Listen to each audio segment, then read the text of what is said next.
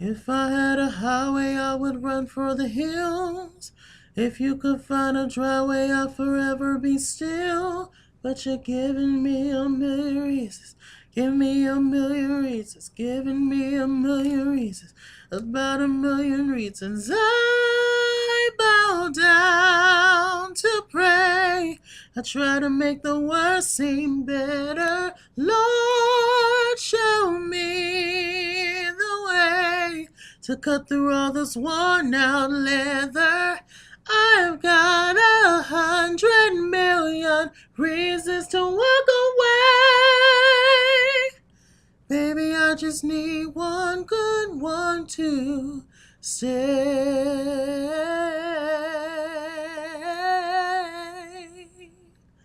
Ooh, stay.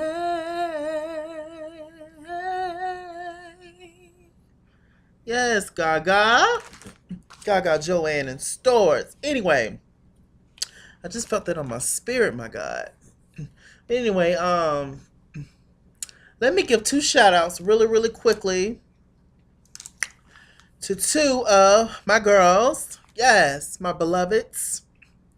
First of all, I would like to give a shout out to the famous, the one and only island diva herself, Miss Taiwan Carr. Taiwan. Um, she guest right on a song that I was singing in one of my Love and Hip Hop Hollywood reviews. One I did about like 3 weeks ago. She guessed right, and I forgot to mention her, my bad boo. And she guessed right on the song that I was singing, which was Mariah Carey's Music Box song from the Music Box album. Okay, 1993. Get into Ha. And also from last week, I did part two of Love and Hip Hop Hollywood reunion, part two. And I was singing a song called Candy Bling from Memoirs of an Imperfect Angel, Mariah Carey's 2009 album. And Missy P named that correctly. So shouts out to Taiwan Carr and Missy P. I love you guys so much. Thank you so much. All right. So, the Real Housewives of Atlanta, let's get into her. Okay. What are we beginning with? All right. Well, Portia, Sheree, and Phaedra, they meet and have a little shady lunch like they always do. And of course, the topic of discussion was Miss Moore, Kenya. And they was talking and shooting the shit and having moments. And Sheree starts to talk to the girls about what happened when Kenya pulled her off to the side. She was just tripping and all that kind of stuff. Um, she was just like, yeah, the she was, talking about what Kenya was saying. Like, yeah, the name is in my mom's name, and Portia was just like, so what? Like, you black, ain't you? Your mom black, hell. Like, I'm sure everybody's, mom put their child's name in something to get something turned on. Child, what you saying? And Portia was right about that. I fell out laughing. I was like, that's so true. That happens all the time. um, so I was like, all right. Meanwhile, Kenya's on the other side of town working out with Crazy Matt. And they're working out in the woods somewhere, and uh, they're just, it's been about 2 weeks since they've been together. They working it out, shooting the shit, having moments. And Kenya starts to tell Matt about everything that happened. She was of course making her side shine and only telling what Sheree said and did. So whatever. Um, Everybody, I'm Team Twirl. If you don't know, now you know. I'm Team Twirl. I'm with Kenya, but I can also be fair and call her out on her shit when she tries it. The whole thing with Sheree and Kenya is a back and forth thing, so it's not just one person's fault. So Matt tells Kenya that they got a family reunion coming up, and he wants her to come. And the family was just like, they want to meet Kenya, yada yada.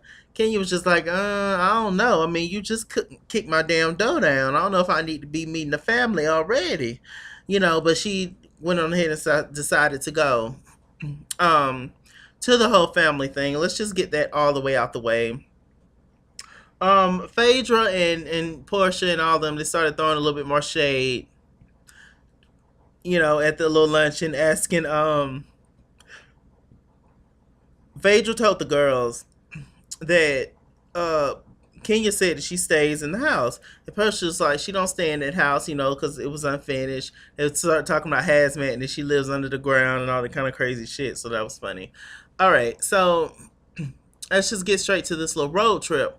So Kenya is a little skeptical to get on the road with Crazy Matt. I would be a little skeptical to go anywhere with Crazy Matt, but whatever. So she gets on the road, and his family and all of them, they're originally from NY, New York, but every year they have their family reunion somewhere else. That's so cool. I think when families have family reunions every single year. I haven't had a family reunion. My family haven't had a family reunion since like 97, 98, something like that. So it's been a minute. I was literally a child. I was literally like 9 or something like that. So, and I'm 27 now. So it's like, damn, it's crazy. But anyway, so they get on the road, and it's about 8 hour drive. Kenya was just like, look, like I can pay for the whole plane ticket. Like it's not an issue, bruh. Like I don't feel like being in the car with you that long. So Kenya talked most of the way, then her ass finally clocked out and went to sleep. So I guess Matt or whatever, or his family had set up this whole thing for Kenya and Matt, of course, where they met at they was going out to eat. And who was there? It was Matt's nephew, Matt's niece, which is his sister's child, his sister, Allison, I believe. Um, then we also had the mama and the daddy, and that was it. They kind of came for Kenya a little bit at first. They just started to talk and shoot the shit and have moments. And you can tell that the sister was just sitting over there, her with her fresh relaxer, just sitting over there chilling. She looked like she was giving me with her hair. She was giving me very Adina Howard. So I'ma be a freak until the day, to the early morn. Y'all remember Adina? And I'm a whoop whoop. Any time of day, it's all good for me. With the gangster lean. I want a freak in the morning, a freak in the evening. Ah, y'all remember D.D. Howard? Yes, God. Speaking of Howards, Mickey. Experience has been a good teacher. It takes someone like me to lose. My God. All the little games that people tend to play. Hey.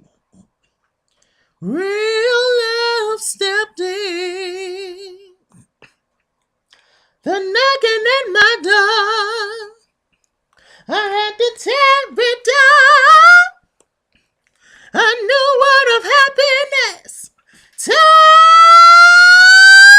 me completely around. Under new management. I'm in love under new management. I'm in love under new management. Oh, someone very special came into my life, and I swear that nobody can take his place. He turned my empty space. I'm in love. Do do do.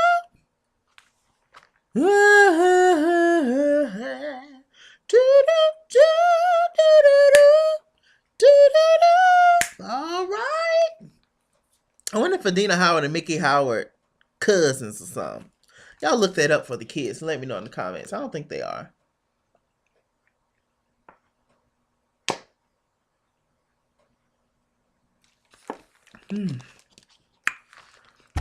Oh, ain't nothing like good water, Jesus.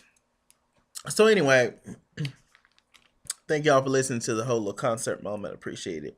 Y'all know I'm crazy and random and yeah. Hell. And to any new subscribers, any people watching me for the first time, hi. It just comes with it, child. I don't know. I just can't help it. When I feel it in my spirit, I just have to go. All right. So anyway, so yeah, like I said, they sit down kind of grilling Kenya. The sister looking at her like this, all funny the whole damn time. The mama, Kenya said something, and the mama was just like, that's my favorite son. That's my only baby. So, basically telling her to watch what she says. um Allison at the table, which is Matt's sister, she was just like, okay, so you think you a cougar? What about a hoe? What about a slut? Okay, it was just like, who is this bat?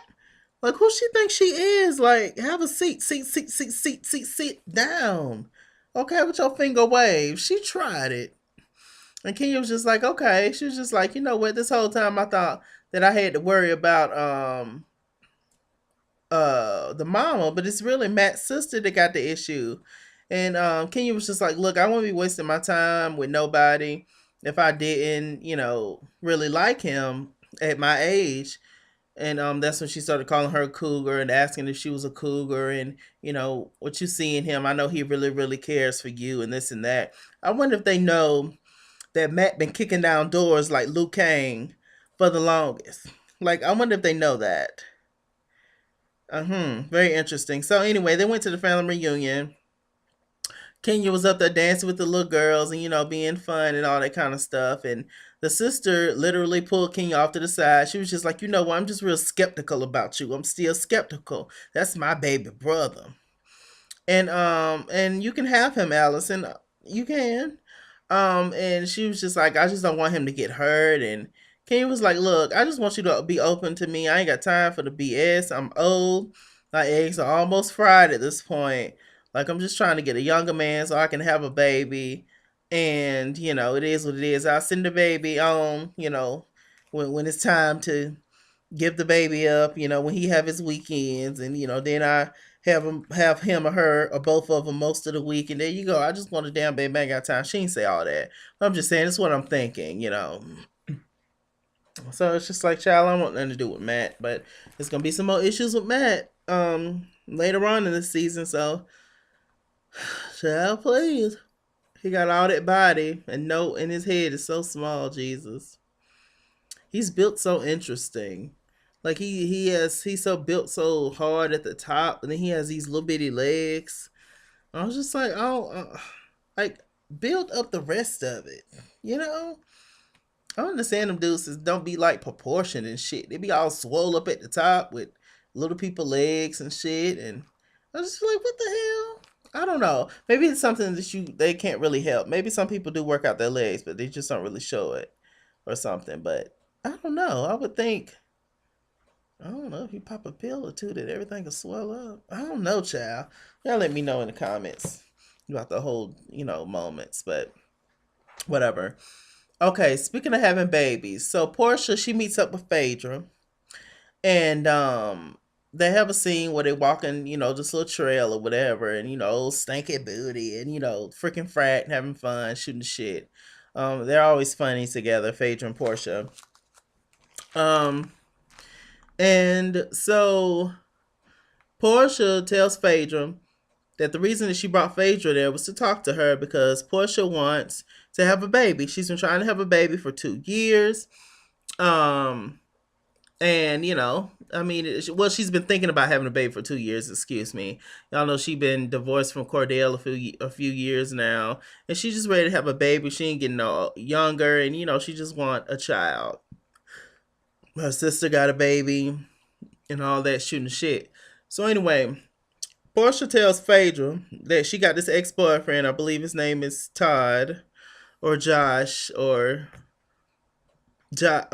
Jacob or Tony or whatever the hell.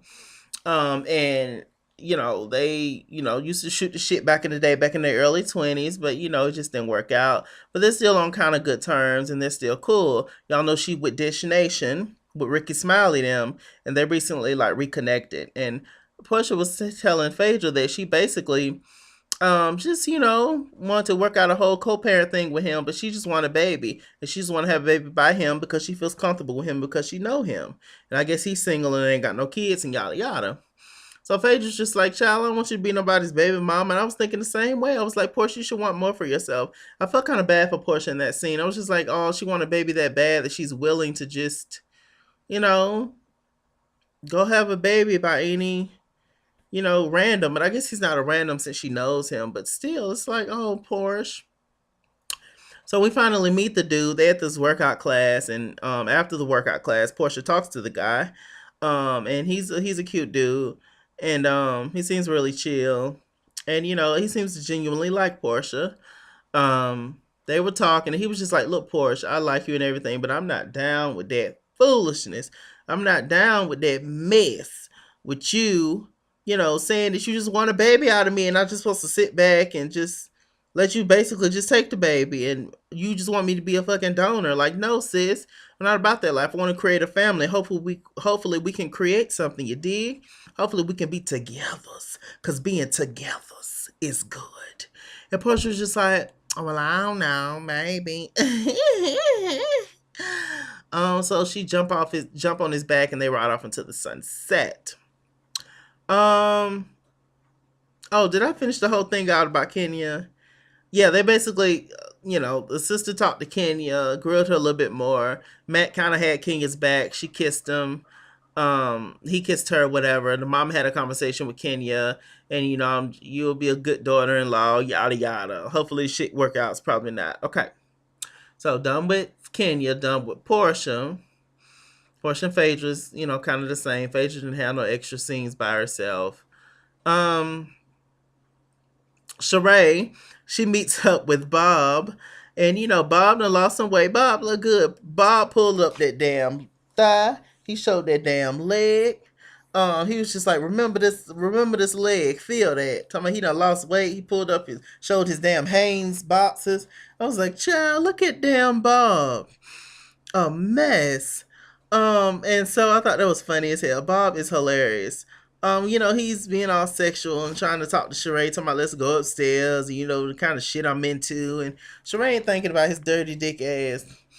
Um, and he was just like, "You got a big ass house, and I want to move in." She was just like, "Baby steps, child, baby steps." Y'all know she gonna let Bob move in. I don't see what's the point in her and this woman having this huge ass house, like 10,000 square feet, and it's just her. Like literally, her kids. One of them's already in college. The boy, her oldest child, her daughter Tiana, I believe that's her name. She been out the house. She got her own apartment. And the baby girl, she's like 17 or 18. Like she's getting ready to go off to college herself. So this one woman in this huge ass house for what? To keep out, child, that maintenance is gonna be crazy. Talking about rent, talking about light bill. Child, please, you need all the help. You need to move your mama in. You need to move Bob in. If you got some siblings, you need to move all them in. You got some aunties, move one or two of them in.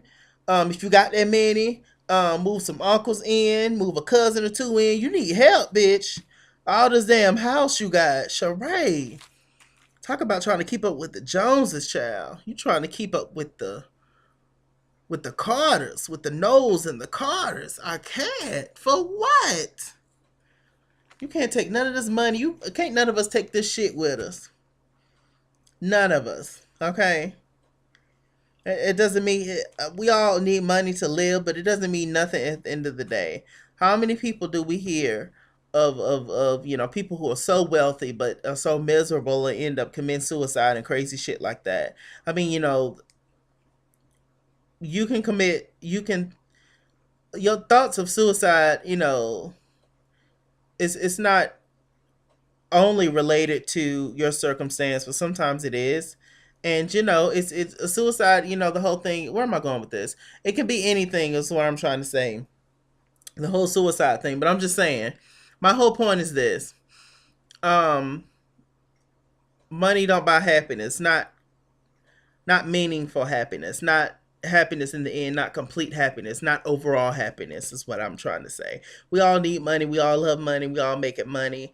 But once you're dead, we're all dead. Who cares if it's a rich corpse or a poor corpse? It's a corpse, girl.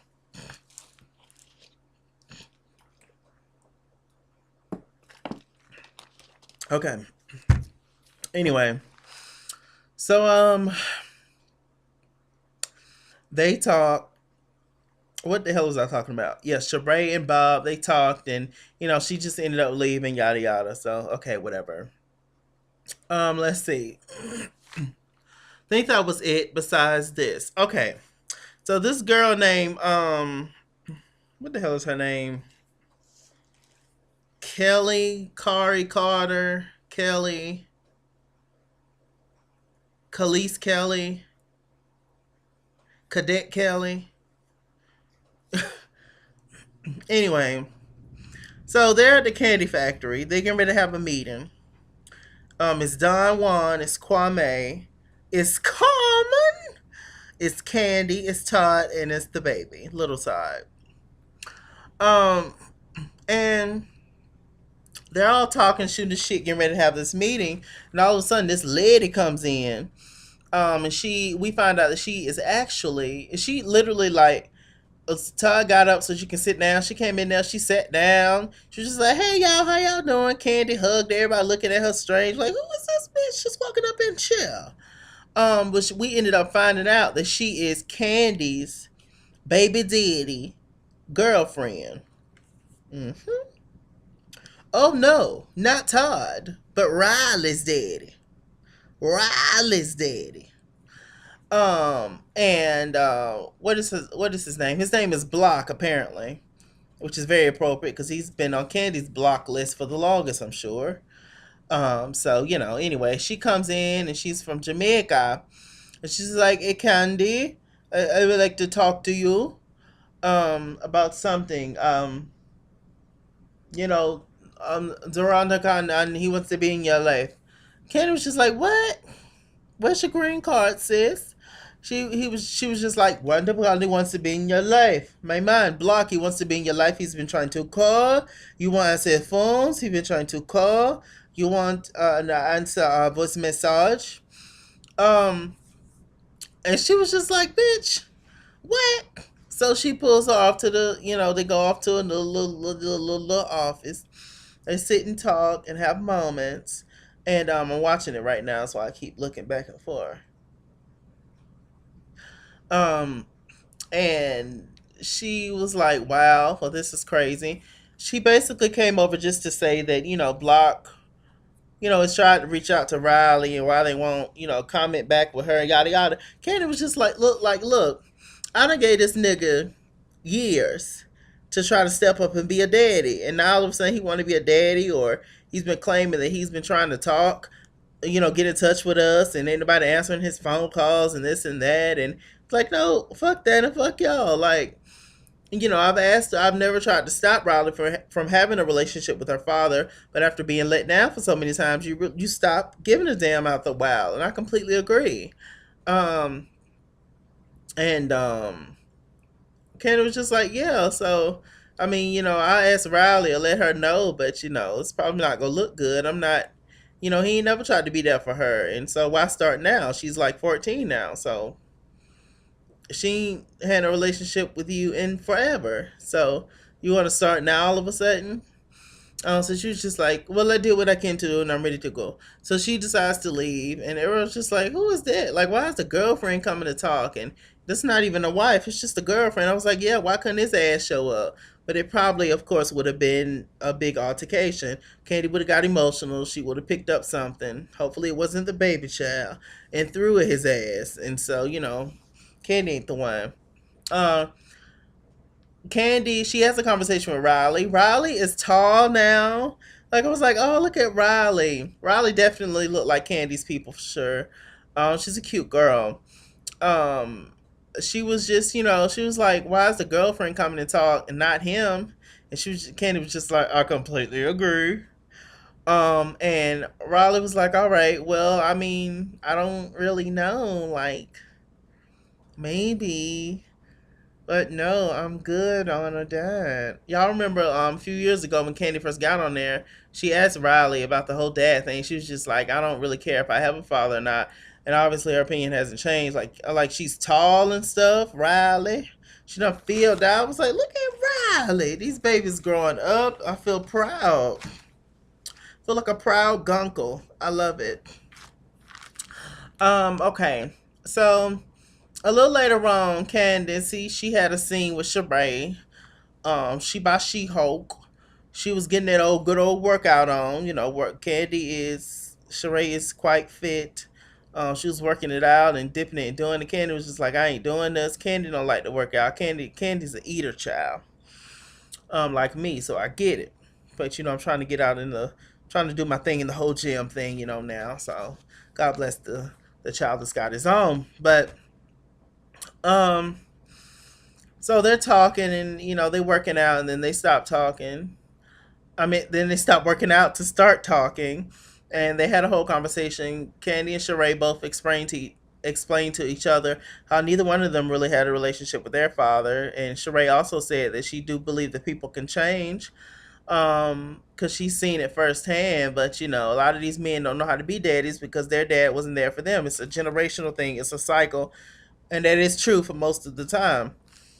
Candy gets emotional. She was just like, he said to me when I got pregnant that I don't want to, I ain't gonna be there and I ain't gonna do shit or whatever for Riley.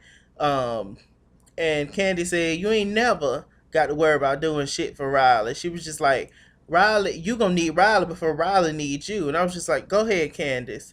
So I completely saw it now actually.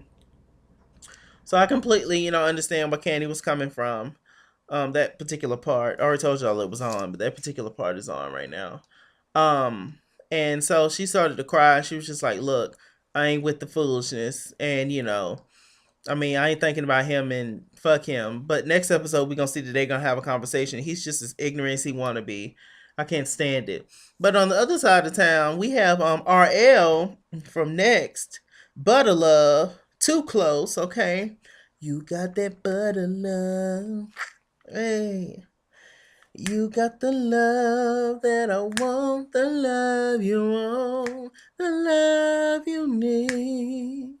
So creamy, you got that butter love, baby. You got it going on, word is born. Okay. So anyway, RL wife, which her name is Jen, I believe. This Candy's friend who she introduced us to last week at Kenya's event. She was supposed to be on the show as a Real Housewives, but she kind of got knocked down or whatever. Okay. So RL, anyway, he's on the show, I guess, and obviously Jen is on the show, but they're talking to Block, which is Candy's baby daddy, Riley's daddy, and the Jamaican lady that was there earlier. And Block was just like, he was basically telling lies. RL's wife, Jen, she was giving him the business and was just like, well, do you do anything for her? Have you ever let her down? Have you ever really been there for her? He was just like, oh, I tried to be there for her, but I ain't gonna chase nobody and this and that. Foolishness and complete stupidity on his part. And that's pretty much it. I don't really want to go too deep into what he was saying because it was just all stupid shit. As to why he didn't want to be there for his own damn child. It's absolutely complete foolishness. Um, and I really don't have anything positive to say about him. Like you need to be there for your child. That's all I have to say. There's still time, I guess, but she still ain't gonna have that much respect for you because those critical years are gone, boo. She's turning into a young lady now. I mean, come on. But I don't know, y'all tell me what y'all think about that in the comments. Anyway, let me get up out of here. Chase King was on Facebook, at It's King's World on Instagram and Twitter, at It's King's World 89 on Snapchat. Like, comment, subscribe, all that good shit. Real Housewives of Atlanta, child. We in here. Yeah.